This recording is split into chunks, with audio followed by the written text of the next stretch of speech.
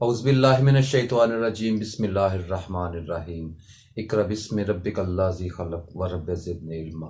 ऐ हमारे रब, हमें उस इल्म से सरफराज फरमा या अल्लाह पाक, जिस इल्म से हमें बेहसियत मुसलमान इस दौर में दुनिया और आखिरत में फ़ायदा हासिल हो। अस्सलाम वालेकुम व रहमतुल्लाह। स्टूडेंट्स, क्या हाल है? से तबीयत ठीक है? स्टूडेंट्स, हम ये जो लेक्चर शुरू हुआ है बिजली क्या है, जिसका हम सब्जेक्ट पढ़ रहे हैं एटम की बनावट, इसका दूसरे हिस्से के साथ मैं आपके सामने हाजिर हूँ। पहले हिस्से में हमने यहाँ तक पढ़ लिया कि जो एटम होता है ना, उसके अंदर एक न्यूक्लियस होता है, मरकज़ा होता है, जो प्रोटॉन और न्यूट्रॉन से मिलके बना होता है, और एक तीसरे किस्म का ज़र्रा इलेक्ट्रॉन जो है उनके बाहर गर्दिश करता है। जो इलेक्ट्रॉन होते हैं उन पे नेगेटिव चार्ज होता है, जो प्रोटॉन होते हैं उन पे पॉजिटिव चार्ज होता है, और न्यूट्रॉन हमारे किसी काम का नहीं, उस पे किसी किस्म का कोई चार्ज नहीं होता। ठीक हो गया जी। तो स्टूडेंट्स, मैंने आपको एक बात बताई थी सबसे पहले कि वो जो एलिमेंट्स के दरमियान मैंने कहा था कि फ़र्क आता है, तो उसकी जो एटम की मैंने बताया था कि एटम की पावर्स मुख्तलिफ होती हैं। वो पिछले लेक्चर में भी बात हुई थी। इस लेक्चर में थोड़ी तफसील से बात करते हैं कि वो एटम में क्या फ़र्क होता है। देखिए, एटम एक जैसे ही होते हैं, जैसे कोई छोटा एटम या कोई बड़ा एटम, वो एक जैसे ही होते हैं। एटम की जो शक्लो शबाहत या जो ख्याली थ्योरी है या जो उसका शक्ल पेश की गई है, उस लिहाज से तमाम एटम एक जैसा ही वर्क करते हैं। फर्क सिर्फ उनके जो जो होता है ना, उनका जो हुजम, जो मास होता है, वो कमोवेश होता है। मतलब जिसमें प्रोटॉन, लाजमी बात है प्रोटॉन ज्यादा होंगे। अब एक बात मैंने आपको बताई थी कि जितने प्रोटॉन एटम में मौजूद होते हैं, बिल्कुल उतनी तादाद में ही इलेक्ट्रॉन होते हैं। ठीक हो गया। इसीलिए एटम न्यूट्रल रहता है।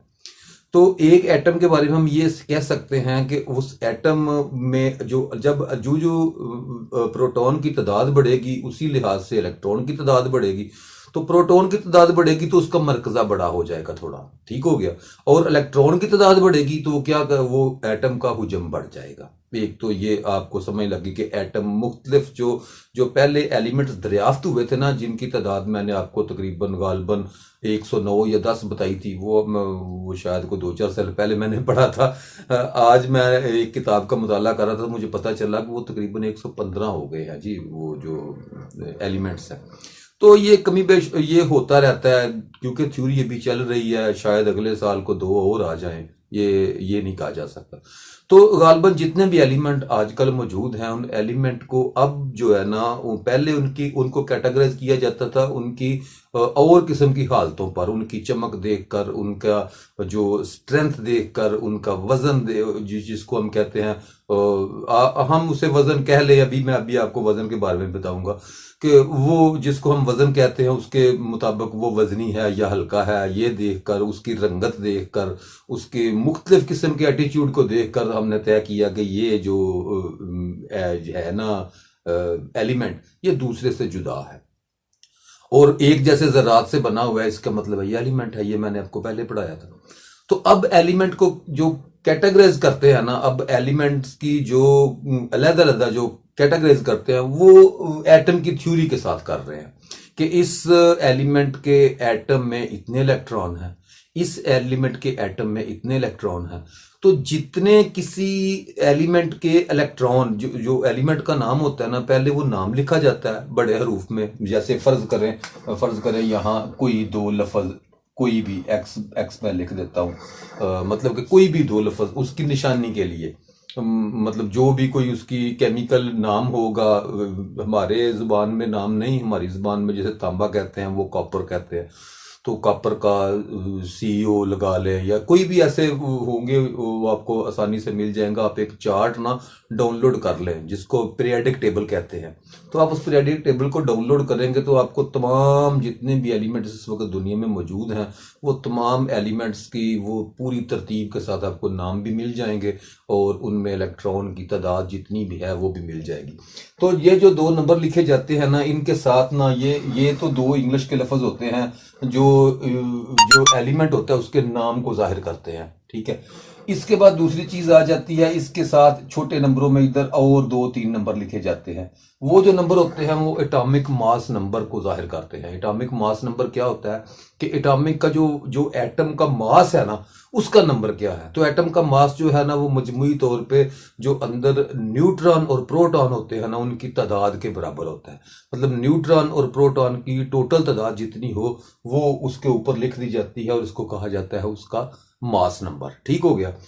तो एटॉमिक मास नंबर। तो इसके नीचे छोटे लफ्जों में फिर एक लफ्ज लिख, 2-3 लफ्ज लिख दिए जाते हैं, हरफ लिख दिए जाते हैं। उनका मतलब ये होता है कि ये इसका इस एटम, ये जो जिस भी एलिमेंट का एटम है ना, उसका एटमी नंबर लिख दिया जाता है। एटमी नंबर किसे कहते हैं? जो इलेक्ट्रॉन की तादाद होती है। अब उसमें जितनी भी इलेक्ट्रॉन की तादाद होगी उतनी ही प्रोटॉन की होगी। आप कह सकते हैं प्रोटॉन की तादाद लिख रहे हैं, आप कह सकते हैं इलेक्ट्रॉन की तादाद लिख रहे हैं।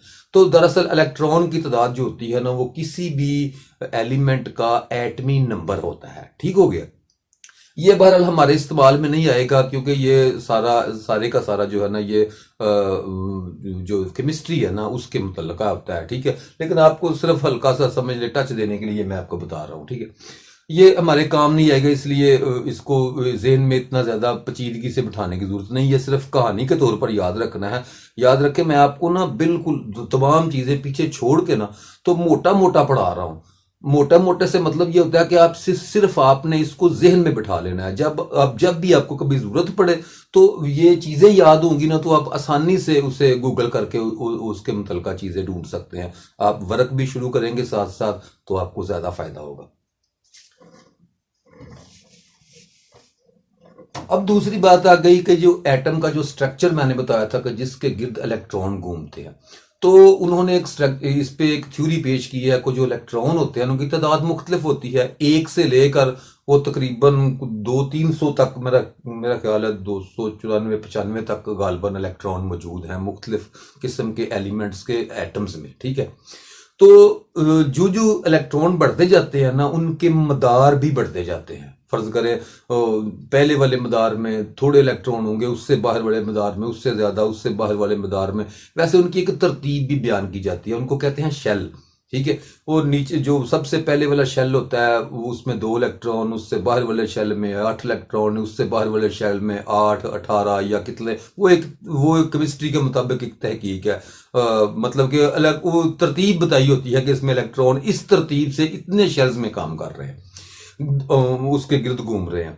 हमें उनसे सिर्फ एक चीज हमने चूंकि इलेक्ट्रिकल पढ़नी है तो सिर्फ इलेक्ट्रिकल के मुतल्लक पढ़ना है। तो हमें सिर्फ ये ज़हन में रखना चाहिए कि जो भी एटम हो ना, उसके बाहर जो इलेक्ट्रॉन घूम रहे हैं ना, उनके बाहर जो सबसे बाहर वाला शेल होता है ना, उसको कहते हैं वैलेंस शेल। ठीक हो गया। वैलेंस शेल, उसमें जो इलेक्ट्रॉन मौजूद होते हैं उनको वैलेंस इलेक्ट्रॉन कहते हैं। और वैलेंस इलेक्ट्रॉन का बेसिकली मतलब क्या होता है कि जब एटम जो है ना, एक एलिमेंट में जो एटम रहते हैं ना, वो अलग-अलग होकर नहीं रहते, वो आपस में बॉन्ड बना लेते हैं, आपस में जुड़ जाते हैं। बाहर वाले बाहर वालों के साथ जुड़ जाते हैं, कोई अंदर वाले इलेक्ट्रॉन अंदर वालों के साथ जुड़ जाते हैं, वो मिलके घूमते हैं। तो ऐसे जब बॉन्ड बन जाता है तो जो इलेक्ट्रॉन बॉन्ड में आ जाते हैं वो इलेक्ट्रॉन आसानी से वर्क, उनको इधर उधर आसानी से अलहदा नहीं किया जा सकता, थोड़े ज्यादा प्रेशर से अलहदा किया जा सकता है। आम हालात में वो बिजली को गुजारने के अहल नहीं होते, इलेक्ट्रॉन उनमें दाखिल नहीं किया जा सकता या उनसे इलेक्ट्रॉन लिया नहीं जा सकता। वो थोड़ा सा इस मामले में थोड़े सख्त होते हैं। तो जो इलेक्ट्रॉन बाकी बच जाते हैं ना वैलेंस इलेक्ट्रॉन में, जिनको हम आम जुबान में वैलेंस इलेक्ट्रॉन बोलते हैं, या हमारी उर्दू में आप उनको फ्री इलेक्ट्रॉन भी कह सकते हैं। तो जो किसी एलिमेंट में फ्री इलेक्ट्रॉन बच जाते हैं ना, वही दरअसल बिजली को गुजारने का या बिजली को चार्ज वगैरह बनाने का सबब बनते हैं। ठीक हो गया। वही इलेक्ट्रॉन निकाले जा सकते हैं, वही इलेक्ट्रॉन उसके अंदर दाखिल किए जा सकते हैं आसानी के साथ, उनको कहते हैं फ्री इलेक्ट्रॉन। तो फ्री इलेक्ट्रॉन आपने ये पढ़ा था कि फ्री इलेक्ट्रॉन जो हैं, जो भी इलेक्ट्रॉन हो तो इलेक्ट्रॉन ना, लेकिन सारे नहीं, बस फ्री इलेक्ट्रॉन। ये एक सादी सी थ्योरी ज़हन में बस बैठा लेंगे, फ्री इलेक्ट्रॉन जो है वो का। और वो फ्री इलेक्ट्रॉन बहुत थोड़े नहीं होते, वो इतना ज़हन में रखें कि एक सुई के नक्के के ऊपर इतने इलेक्ट्रॉन आ जाते हैं कि अगर एक एटम इतने आ जाते हैं कि अगर एक एटम का साइज हम तसव्वुर कर लेंगे रेत के दाने के बराबर है, तो सहराए आजम का जो जितना बड़ा सहरा है ना, वो सारी की सारी रेत जो है ना वो समझ ले एक सुई के नक्के के बराबर है, इतना छोटा होता है एटम। उसको किसी ने देखा, ये ख्याली थ्योरी है, मैंने आपको पहले बताया था। तो आपने इस बात पे नहीं जाना वो कितने होंगे, वो कैसे होंगे, तादादों पे बिल्कुल नहीं जाना, कैलकुलेटर बिल्कुल नहीं पकड़ना, ये कोई मसला नहीं है। मतलब कि आपको आपने थ्योरी को सिर्फ मोटा मोटा पढ़ना है, कोई कैलकुलेशन नहीं करनी आपने, कोई साइंसदान नहीं बनना मेरी तरह, या मैं सॉरी मेरी तरह कह रहा हूँ, मतलब कि मैं भी काम ही कर रहा हूँ, कोई साइंसदान नहीं बना हूँ, ठीक है। तो हमने सिर्फ ये समझना है कि बिजली क्या है, तो हमें सिर्फ वही चीज़ों की ज़रूरत।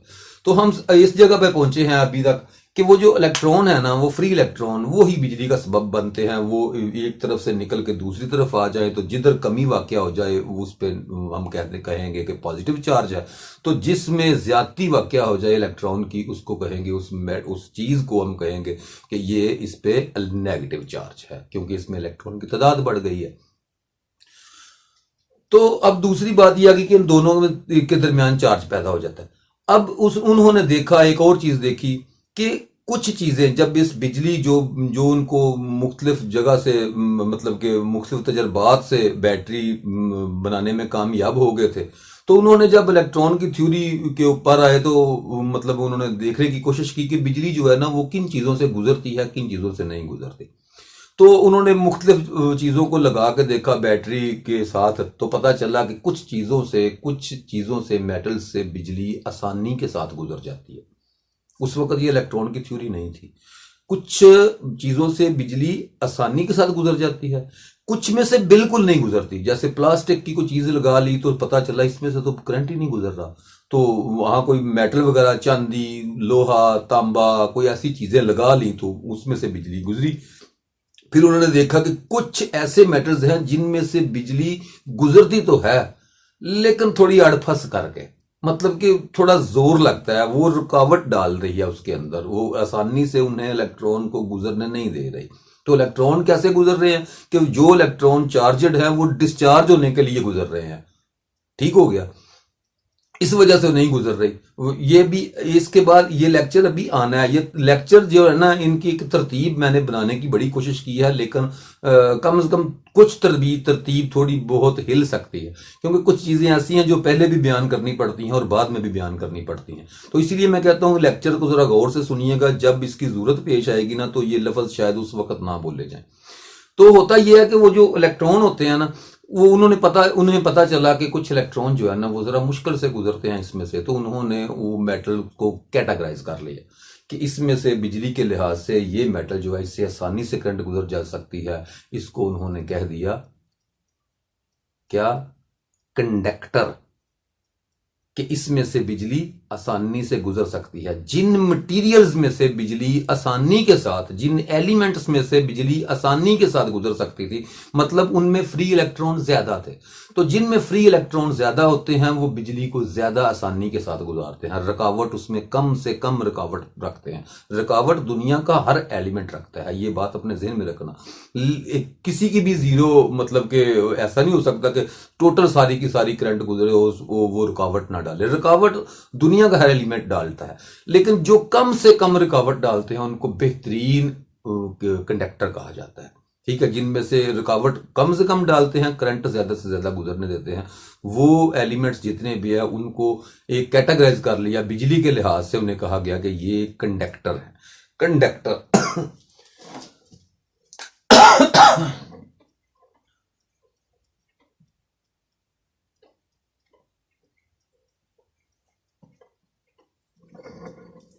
कंडक्टर। तो उसके बाद उन्होंने देखा कि जिनमें से बिजली बिल्कुल नहीं गुजरी, या वो आसानी के साथ आम हालात में आम किस्म की बिजली को आसानी से नहीं गुजार सकते, या बिल्कुल ही नहीं गुजार रहे, रोक देते हैं बिजली को, उनको कहा गया इंसुलेटर। उनका नाम रख दिया कैटेगरी में इंसुलेटर। दरअसल इंसुलेटर क्या होते हैं, जिनमें फ्री इलेक्ट्रॉन नहीं होते, या बहुत थोड़े होते हैं, या बिल्कुल नहीं होते, या बहुत ज्यादा प्रेशर पे अंदर वाले किसी मदार का इलेक्ट्रॉन हरकत कर जाए बहुत ज्यादा प्रेशर पे, तो दुनिया की हर चीज जो होती है ना, कोई भी चीज याद रखे, कोई भी ऐसा मटेरियल नहीं है कि जो इंसुलेटर हो। हर एक इंसुलेटर से बिजली गुजर सकती है, मगर उस इंसुलेटर से बिजली गुजारने के लिए उतना प्रेशर दरकार है, उतना जोर दरकार है इलेक्ट्रॉन देने या लेने के लिए। ठीक हो गया। तो जिनमें इलेक्ट्रॉन होते ही नहीं फ्री, कोई भी उनमें से नहीं गुजरती, उनमें से जरा मुश्किल से गुजरती है। मतलब फिर उसके अंदर वाला कोई मदार का इलेक्ट्रॉन वैलेंस से हट के कोई इलेक्ट्रॉन जो है वो हलाया जा सकता है, लेकिन उसके लिए प्रेशर बहुत ज्यादा दरकार होता है, जोर बहुत ज्यादा चाहिए होता है। तो आपने बस सादी जुबान में समझ लेना है कि इंसुलेटर से बिजली नहीं गुजरती। ठीक हो गया। कंडक्टर से बिजली आसानी से गुजर जाती है। अब जब वो आपस में जो बॉन्ड बनाते हैं ना, उन बॉन्ड्स में जो बाहर इलेक्ट्रॉन होते हैं वो एक मखसूस हालात, इधर वाला एटम और इधर वाला एटम जब आपस में मिल के रहते हैं ना, तो बाहर वो बॉन्ड बना लेते हैं, आपस में जुड़ जाते हैं। तो जो जिसके बाहर 4 इलेक्ट्रॉन होना, जिसके बाहर वाले सबसे एंड वाले शेल जिसको वैलेंस शेल कहते हैं, उसमें 4 इलेक्ट्रॉन मौजूद होना, तो वो ऐसा एक बॉन्ड बनाता है कि वो आम हालात में अपना फ्री इलेक्ट्रॉन छोड़ता ही कोई नहीं। उसके लिए क्या होता है कि उसको आम हालात में अगर चेक किया जाए तो वो इंसुलेटर का काम करता है, बिजली नहीं गुजरने देता। मगर जब हम उसको कोई उसकी थर्मल तब्दीली करते हैं, फर्ज करें उसे गर्म करते हैं या उसको चोट मारते हैं या कोई ऐसा काम करते हैं, तो उसके अंदर जो इलेक्ट्रॉन होते हैं वो एक बार, जो एटम्स होते हैं वो एक बार हिलते हैं ऐसे जोर से, तो एटम जो इलेक्ट्रॉन होते हैं उनकी एनर्जी में फर्क आता है। जब एनर्जी में फर्क आता है तो वो जो बाहर वाला जो बांड होता है ना, वो टूट जाता है। जब वो बांड टूटता है तो कोई ना कोई इलेक्ट्रॉन वर्किंग के लिए चल पड़ता है। तो उसे कहते हैं आम हालत में जो बिजली ना गुजारे, एक मखसूस आम हालात में बिल्कुल नॉर्मल पोजीशन पे वो बिजली ना गुजारे, और एक मखसूस हालत में जाके समझ लें थर्मल एक्टिविटी की वजह से या किसी और एक्टिविटी की वजह से वो बिजली गुजारने पे मजबूर हो जाए हल्की फुल्की, तो उसको कहते हैं सेमी कंडक्टर।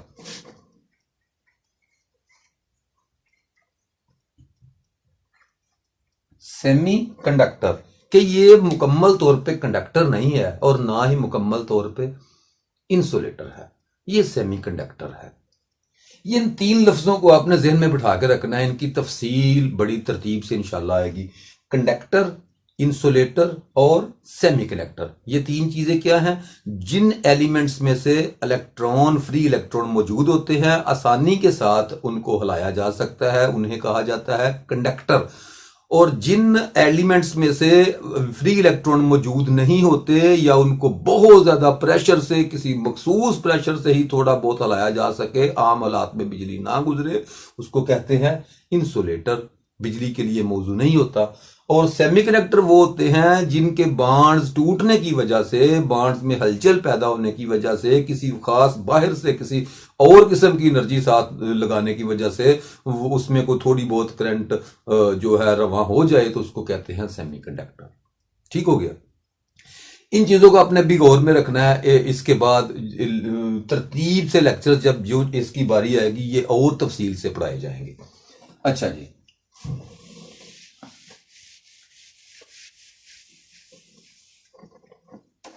इसके बाद हम आएंगे इस चीज पे कि जब साइंस किसी चीज को ढूंढती है ना, तो उसके लिए ना कुछ मखसूस स्टैंडर्ड तय किए जाते हैं पैमाइशों के लिए। अब मैं सिर्फ छोटा सा ये लेक्चर है, दरमियान में इसको आप समझने की आपको बहुत ज़्यादा ज़रूरत है, क्योंकि तकरीबन तमाम लेक्चर्स में आपको आम जिंदगी में भी बहुत कुछ समझने के लिए ये चीज़ें समझने ज़रूरी हैं। तो वो होते हैं स्टैंडर्ड्स, किसी चीज़ के स्टैंडर्ड, किसी चीज़ की इकाई या किसी चीज़ का यूनिट। ठीक हो गया। इकाई, यूनिट या स्टैंडर्ड्स किसे कहते हैं? कि जब हम किसी को बता सकें कि इस मार्कर का रंग नीला है, तो नीला एक लफ्ज कहां से आया? ठीक हो गया। मैंने इसका रंग परखने के लिए, रंग भी एक लैंग्वेज का लफ्ज था, किसी ने समझा इसका नाम रंग दे, रंग रख दे, इसको चेक करने के लिए इसका नाम रंग रख दे, रख दिया। तो फिर मैं उसके बाद पूछा रंग कौन सा है, तो रंग का एक नाम रखा गया, उसका एक स्टैंडर्ड तय किया गया कि जब ये वाला रंग होगा तो उसको हम नीला कहेंगे, ये वाला होगा तो उसको सुर्ख कहेंगे, ब्लू कहेंगे, रेड कहेंगे। वो इंग्लिश में अपने अपने नाम है, उर्दू में हम जो हमारे नाम है मैं आपसे वो बात कर रहा हूं। तो ये होते हैं स्टैंडर्ड। मतलब मैं कहता हूं इसका वजन कितना है, सॉरी वजन पे भी ये कभी बात करूंगा थोड़ी देर, कि ये जो इसका मतलब मैं कह सकता हूं कि इसका अमाउंट ऑफ मास कितना है, इसकी मादे की मिकदार कितनी है, तो फिर मैं कहूंगा कि ये 100 ग्राम का है। वगरना मुझसे को पूछेगा नहीं तो ये स्टैंडर्ड तय नहीं होगा, तो मैं कैसे कहूंगा ये 100 ग्राम का है और ये 150 ग्राम का है, मुझे कैसे पता चलेगा? ठीक है, तो इसलिए ये यूनिट्स तय किए जाते हैं। तो यूनिट्स जो है ना वो मुख्तलिफ इलाकाई यूनिट्स होते थे पहले, मुख्तलिफ इलाकों में मुख्तलिफ अपने अपने जो खिता होता था उन लोगों ने पैमाइशें करने के लिए अपने अपने यूनिट बनाए हुए थे। मतलब ऐसे समझ ले कि जैसे गुजरांवाला एक खिता है जिसका दूसरे के साथ तल्लक बहुत कम है, तो हम इधर आबाद हुए तो हमने इधर फर्ज करें ये मुंजी या ये गंदम वगैरह पैमाइश करने के लिए एक डब्बा बना लिया, उसका नाम रख दिया दड़ोपा, पड़ोपी, तो ऐसे नाम रख दिए ना मुख्तलिफ आलात। तो मैंने 5 दड़ोपे उससे लेके आया हूं, मैं 2 पड़ोपियां लेके आया हूं, तो वो पड़ोपियां दड़ोपे लाहौर में तो नहीं चलते होंगे ना, तो वहां जाके वो क्या कहेंगे कि कितनी गंदम चाहिए या कितनी। तो ये जो लोकल स्टैंडर्ड्स थे ना, लोकल जो यूनिट्स थे, ये दुनिया में हर जगह पे मौजूद थे, हर एक का अपने अपने यूनिट थे। वो दूसरे जब कोई दूसरे शहर का बंदा जाता था तो तिजारत में मसला पैदा हो जाता था, या किसी चीज का स्टैंडर्ड तय करना था कि मैं आपको ये चीज दूंगा, तो दूसरे बंदे को पता ही नहीं चलता था ये मुझे क्या देने की कोशिश कर रहा है। तो फिर यूनिट्स तय किए गए, ठीक है। तो यूनिट्स अब तय करने के बाद फिर उसे आहिस्ता आहिस्ता जो है ना वो उसे इंटरनेशनल स्टैंडर्ड पे ले जाया गया कि भाई पूरी दुनिया के यूनिट एक जैसे कर दिए जाएं, तमाम दुनिया से लोकल यूनिट्स को खत्म करके एक स्टैंडर्ड यूनिट कायम किया जाए, जिसे कहते हैं सिस्टम इंटरनेशनल, SI। ठीक हो गया, सिस्टम इंटरनेशनल। आप SI यूनिट्स जितने भी जो दुनिया में जो भी चीजें पैमाइश होंगी ना उनका तमाम का हवाला सिस्टम इंटरनेशनल में दिया हुआ है, और सिस्टम इंटरनेशनल में उसके लिए एक इकाई एक यूनिट मुकर्रर कर दिया गया है। सिस्टम इंटरनेशनल में जो यूनिट मुकर्रर हुए हैं वो समझ लें कि 7 बेसिक यूनिट से बने हुए हैं। तमाम बेसिक यूनिट वो कहते होते हैं जो जो अपने तौर पे एक जिसको दुनिया में आम किस्म की जरूरत के मुताबिक उनको देखा जाता है। मतलब मैं एक मिसाल देता हूं, आपको लिखवाने की कोशिश करता हूं, फिर आपको समझ लगेगी। जैसे ये है, ये जो मैंने चार्ट अभी मैंने पिक्चर लगाई है, ये चार्ट, इसके ऊपर सबसे ऊपर ये देखे लिखा हुआ है के एक बुनियादी यूनिट है, बेसिक यूनिट है। के का मतलब होता है टेम्परेचर को पैमाइश करने के लिए यूनिट होता है कि इसका नाम होता है केल्विन। साइंस में टेम्परेचर को पैमाइश करने के लिए कौन सी यूनिट इस्तेमाल किया जाता है? केल्विन। जैसे हाँ हम कहते हैं सेंटीग्रेड, फारेनहाइट, ये मुख्तलिफ यूनिट्स हैं, मुख्तलिफ इलाकाई यूनिट्स थे। इनको अब मखसूस जगह मिल गई है, कहीं ना कहीं इनके अगर आपने ऐसे यूनिट्स इस्तेमाल करने भी होंगे, फर्ज करें जिस इंसानी बॉडी के लिए आज भी फारेनहाइट यूज हो रहा है, मौसमी टेम्परेचर को देखने के लिए सेंटीग्रेड यूज होता है। वैसे साइंस में किसी एटम वगैरह या मादे के मुतलका किसी चीज को देखने के लिए यूनिट जो है ना वो केल्विन इस्तेमाल होगा। तो इनके आपस में आप एक छोटी सी ऐप डाउनलोड कर लें यूनिट्स कन्वर्टर की, तो आपको उसमें टेम्परेचर के तमाम यूनिट्स मिल जाएंगे जो आपको कन्वर्ट कर सकते हैं कि कितने केल्विन हो तो कितने सेंटीग्रेड बनता है, एक सेंटीग्रेड में कितने केल्विन होते हैं, एक सेंटीग्रेड में कितने फारेनहाइट होते हैं, वो आपको सारा कुछ बता देगा, एक सिर्फ आपने ऐप डाउनलोड करनी है। तो इसको कहते हैं केल्विन, के का मतलब केल्विन। दूसरा इसमें यूनिट आ जाता है जी, उसके छोटा m लिखा हुआ है, उसका मतलब है मीटर। लंबाइयां पैमाइश करने के लिए, किसी चीज का साइज मालूम करने के लिए एक स्टैंडर्ड तय कर दिया गया, मीटर। इससे पहले वो गज आते थे, उससे पहले वो जैसे हम हमारी औरतें कहती है वो 2 गिरे आगे कर लो, 1 गिरा, वो जैसे रत्ती, वो जैसे वैसे कोई कई किस्म के जो हमारे मुख्तलिफ यूनिट्स थे जिनको ख़त्म करके यार्ड वगैरह को सबको आजकल दुनिया में सिस्टम इंटरनेशनल के तहत मीटर को एक स्टैंडर्ड हासिल है कि मीटर इतना उसकी पैमाइश, एक स्टैंडर्ड पैमाइश जो है वो एक जगह पे रखी हुई है जहां सिस्टम इंटरनेशनल के आलात रखे हुए हैं पैमाइशी, तो वो बहुत स्टैंडर्ड के साथ उनको तय किया हुआ है। तो वो समझ लें 1 मीटर की सुराख जो है ना उसके मुताबिक, उसका नाम मीटर है, उसके मुताबिक ही हमें पूरी दुनिया में वो मीटर को चलाना पड़ता है। ये लंबाई पैमाइश करने का आला है। उसके बाद आ जाता है ए, ये इलेक्ट्रिकल करंट, इलेक्ट्रिसिटी में करंट को नापने के लिए एम्पेयर्स। करंट को किस चीज से नापा जाता है, उसकी इकाई कौन सी है, यूनिट कौन सा है, एम्पेयर। तो एम्पेयर को ए से लिखा जाता है।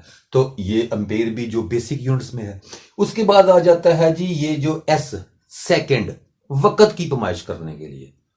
सेकंड, कितने सेकंड आगे कितने सेकंड पीछे। अब सेकंडों के बाद बड़ी इकाई बनाने के लिए मिनट्स, मिनट्स के बाद आवर्स, घंटे, घंटों के बाद दिन, दिनों के बाद साल, सालों के बाद, मतलब हमने कई ऐसे बड़े यूनिट भी बना लिए। छोटे यूनिट्स में मिली सेकंड आ जाएगा, माइक्रो सेकंड आ जाएगा, पीको सेकंड, निनो सेकंड, अब और नीचे आप छोटे से छोटा यूनिट भी निकाल सकते। उसके बाद आ जाता है जी मोल।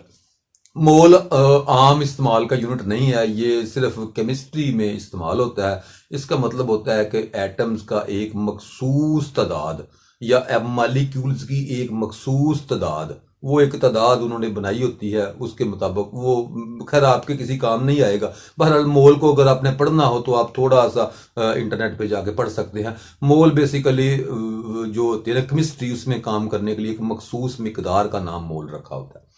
तो उसके बाद आ जाता है जी केजी, किलोग्राम। किलोग्राम जो होता है ना, वो मादे की मिकदार मालूम करने का यूनिट है।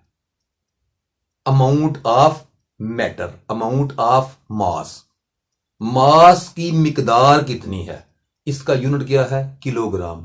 ये बात हमेशा जहन में रखें कि वजन, वेट, वो किलोग्राम में नहीं होता। क्या मजेदार बात है, आप हैरान होंगे मेरी बात सुनकर। ये मसले हैं हमारी लैंग्वेज की प्रॉब्लम्स है, जिनकी वजह से हम बहुत सी चीज़ों को स्टूडेंट्स नहीं सीख सकते, जो हमारे दिमाग में नहीं आती। ये आपको कितनी मैं आला बात बताऊंगा, बेफजले खुदा ताला आप हैरान रह जाएंगे मेरी इस बात को। अब कुछ चीज़ें अपने दुरुस्त कर लें आप, वो दुरुस्त इसलिए कि आपको समझ लगती जाए कि मैं क्या कहना चाहता हूं अगले बंदे को। ये देखिए, ये लैंग्वेज की प्रॉब्लम है। मतलब ऐसे समझ लें कि जैसे मैंने पिछले लेक्चर में बात की थी कि वो अंग्रेज जो है ना, वो उनको अगर मैं मिल जाऊं ना, फर्ज करो तो मैं उन्हें कहूं ना कि मेरे घर में सिल्वर के बर्तन हैं, तो वो तो मुझे बड़ा अमीर समझेगा, क्योंकि वो सिल्वर चांदी को कहते हैं। वो सिल्वर किसे कहते हैं, चांदी को। तो हम सिल्वर किसे कह रहे हैं, एल्युमिनियम को। जिसे हम सिल्वर कहते हैं उसे वो लोग एल्युमिनियम कहते हैं। उनको मैं ये बर्तन है, तब वो समझेगा कि ठीक है एल्युमिनियम। अगर मैं उसे कहूं ना कि मेरे पास सिल्वर के बर्तन है, तो वो समझेगा चांदी के बर्तन है। अब ये हमारा मसला बन जाता है उनके साथ। हम जब सिल्वर का नाम लेते हैं वो चांदी समझ लेते हैं, जब वो सिल्वर का नाम लेते हैं हम एल्युमिनियम समझ लेते हैं। ये हमारा ना कुछ लैंग्वेज की प्रॉब्लम्स है। बिल्कुल ऐसे ही साइंसी लैंग्वेज और आम लैंग्वेज में ये बहुत बड़ा एक अलमिया है। बड़े बड़े पढ़े लिखे भी यहाँ यही बेवकूफ़ी कर रहे हैं। और ये बेवकूफ़ी कौन सी है कि वो अमाउंट, मादे की मिकदार जो होती है ना, वो किलोग्राम में होती है, जबकि वो आम तौर पे कह रहे होते हैं इसका वजन कितना है, तो कह रहे हैं 4 किलोग्राम। वजन की इकाई ग्राम नहीं होती। वजन जो वेट होता है, जो वजन होता है, वो याद रखें, वजन एक समझ ले फोर्स का नाम है। वजन एक किस्म की फोर्स होती है। वजन किसे कहते हैं, ये जो जमीन जो है ना, ये चीजों को अपनी तरफ खींच रही है। आपने देखी है ना, जिसे जिसे हम कहते हैं इसकी क्या, उसे एक मेरे ज़हन में लफ्ज नहीं आ रहा, कि जो ग्रेविटेशनल फोर्स, जमीन की तरफ, जमीन ग्रेविटेशनल फोर्स की वजह से चीजों को अपनी तरफ खींच रही है। जब हमको चीज, ये यही तो न्यूटन ने देखा था, को लेटा हुआ था, उसने देखा कि एक सेब जो है ना, वो टूट के तो जमीन पे आके गिरा।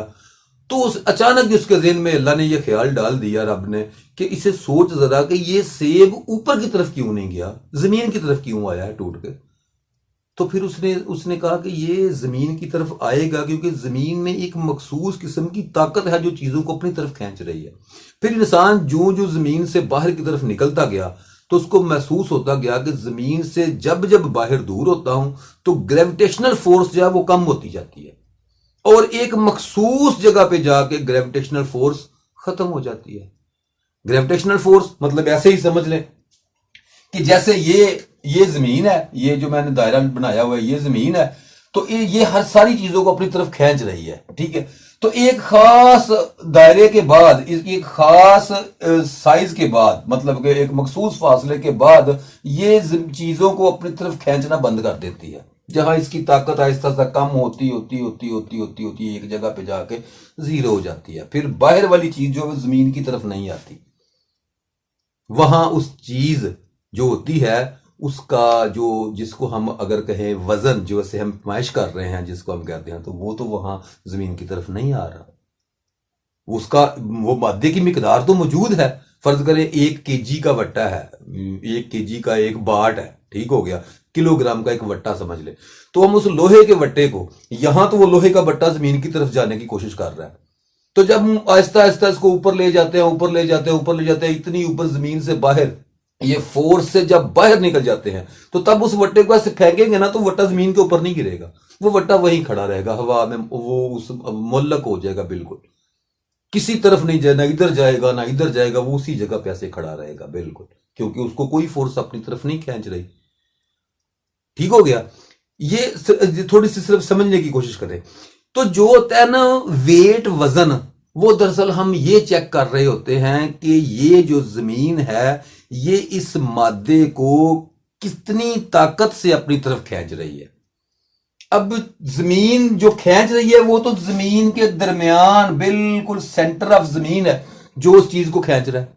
तो जमीन जितनी बड़ी है इसका मतलब है कि यहां उसकी ताकत और होगी, यहां खींचने की ताकत और होगी, यहां और होगी, सतह पे और होगी, और सतह से ऊपर उठते जाएंगे तो उसकी ताकत और होती जाएगी, आहिस्ता आहिस्ता कम होती जाएगी, एक खास हद के बाहर निकल के उसकी ताकत सिफर हो जाएगी ग्रेविटेशनल फोर्स की। तो ग्रेविटेशनल फोर्स का मतलब ये होता है कि हम जब जमीन के ऊपर खड़े हैं तो यहां से ग्रेविटेशनल फोर्स कितना अमल कर रही है जमीन की सतह तक, सतह समुंदर पे ग्रेविटेशनल फोर्स क्या है। तो जो ग्रेविटेशनल फोर्स होती है ना, उस फोर्स को पैमाइश करने का नाम, फोर्स की पैमाइश करने का नाम, यूनिट क्या है? न्यूटन। एक न्यूटन कितना होता है भला?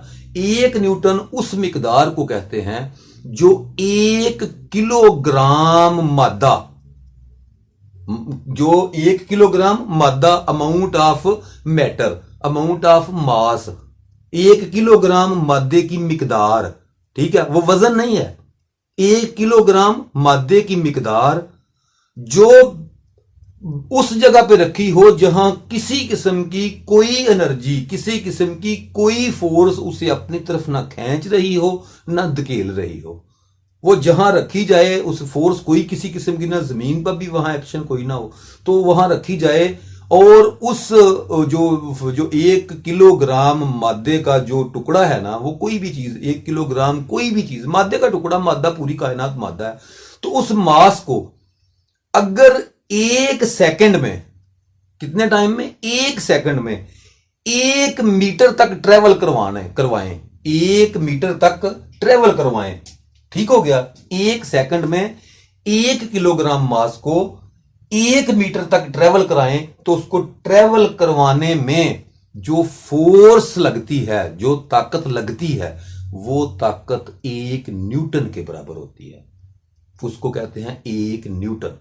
याद रखें, इसकी स्पीड जो है ना, जो 1 मीटर मैंने कहा है, इसकी स्पीड भी जो है ना, जो ये चल रहा है, जो वेलोसिटी है एक जगह से दूसरी जगह जाने के लिए, तो वो जो वेलोसिटी है उसकी वो कांस्टेंट वेलोसिटी होनी चाहिए। मतलब उसकी स्पीड भी ये हो कि वो इतनी स्पीड से वो मास गर्दिश कर रहा हो कि जब स्टार्ट हो तब भी वही स्पीड हो, जब जाकर रुके तब भी वही स्पीड हो। 1 मीटर तक उस स्पीड से 1 सेकंड में वहां पहुंचाने में जो पावर खर्च होती है उसको 1 न्यूटन पावर कहते हैं। तो ये जो होता है ना किलोग्राम, किलोग्राम, ये मादे की अमाउंट होती है ये।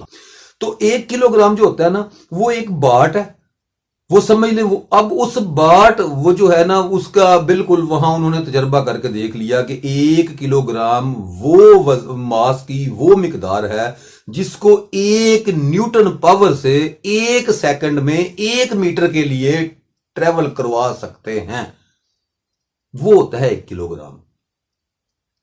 फिर जमीन पे आ जाते हैं। तो जमीन पे आने के बाद क्या करते हैं हम, उस जो मास है ना, जो जिसको हमने 1 किलोग्राम का नाम दिया, तो उसके मुसावी हम चीजें दूसरी जो है उसके साथ रेफरेंस बना लेते हैं, कोई और बाट बना लेते हैं, और बाट जो है वो पूरी दुनिया में चल जाते हैं, उसके ऊपर 1 kg लिखा होता है। उसका मतलब ये होता है ये 1 किलोग्राम मास है,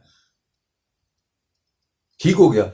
अब वजन की जो वजन की कैफियत है वो तो उस पर मुख्तलिफ है। वजन की कैफियत हम यहां उसको खड़े होकर देखेंगे तो उसकी फोर्स और होगी, उसको हम फर्ज करें पहाड़ी के ऊपर ले जाएं, माउंट एवरेस्ट पे चढ़ जाएं, तो वहां उसकी इकाई और हो जाएगी, न्यूटन की इकाई, वजन तो और हो जाएगा उसका।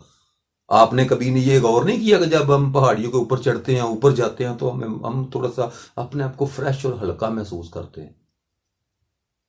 न्यूटन को पमाइश करने के लिए, वजन को पमाइश करने के लिए याद रखें जो स्केल आते हैं ना, वो एक स्प्रिंग लोडेड स्केल होते हैं। एक स्प्रिंग होता है, उस स्प्रिंग के साथ नीचे एक हुक लगी होती है, तो उस हुक के साथ जिस चीज को हम बांधते हैं, जिस चीज का हमने वजन मालूम करना होता है, उसकी फोर्स मालूम करनी होती है, और जब हम फर्ज करें 1 किलोग्राम मादे की मिकदार उसके साथ बांधते हैं, तो वो जमीन की तरफ खींचता है। जब वो जमीन की तरफ खींचता है तो स्प्रिंग थोड़ा लंबा हो जाता है, तो जितना वो खींच रहा है उसके ऊपर निशान लगे होते हैं, इतने न्यूटन फोर्स जमीन की तरफ जा रही है, तो हम कहेंगे इसका वजन इतने न्यूटन है। वजन कौन सी इकाई में? न्यूटन में। और मादे की अमाउंट किलोग्राम में। ये थोड़ा सा फर्क है। हम अक्सर जो कहते हैं ना इतने वजन की चीज, भाई वो वजन नहीं होता, वो अमाउंट ऑफ मास होता है। हम ये कह सकते हैं कि ये जो लोहा है ये 1 किलोग्राम का है, मतलब लोहा अब मास का नाम है, तो 1 किलोग्राम उसका मास का जो क्या है, उसका अमाउंट है मास की, वो जो मादे की मिकदार है वो 1 किलोग्राम है। वजन उसका नहीं है, वजन उसका न्यूटन में आएगा। तो वजन क्या, यहां वो स्प्रिंग पे लटकाएंगे उसको, वो फर्ज करें 1 किलोग्राम मादे को, तो जितने न्यूटन बता रहा होगा, फर्ज करें उसने बताया 1 किलोग्राम को 10 न्यूटन, यहां जमीन पे, सतह समुंदर पे, तो आप उसको लेके जब उसके ऊपर जाएंगे ना, फर्ज करें कोई 8-10 किलोमीटर या 10-4-5 किलोमीटर, जितना भी आप ऊपर जाएंगे, तो वहां क्या होगा, वहां उसका वजन जो है, जो है ना, उसकी जो वजन जो है, जो न्यूटन जो है, वो कम होते जाएंगे, आहिस्ता आहिस्ता उसका वजन घटता जाएगा, क्योंकि वो जमीन उसको खींच नहीं रही, उस जमीन से दूर हो गया। तो जो जो जमीन में गड़ा खोद के अंदर जाते जाएंगे, वो चीज वजनी होती जाएगी, उसका वजन बढ़ता जाएगा, वजन स्टैंडर्ड नहीं रहता।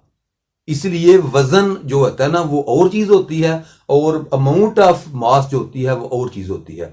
आपने सारी जिंदगी ये बात ज़हन में रखनी है, जब हम चीनी लेने जाते हैं, जब हम कोई और चीज लेने जाते हैं, जब हम आटा लेने जाते हैं, तो जब हम वहां जाके कहते हैं ना, हमें ये कभी लफ्ज नहीं दोहराना चाहिए कि 2 किलोग्राम वजन चीनी दे दो, या वो पूछे कितना वजन, तो उसको कहो भाई वजन नहीं, 2 किलोग्राम चीनी चाहिए, वजन नहीं।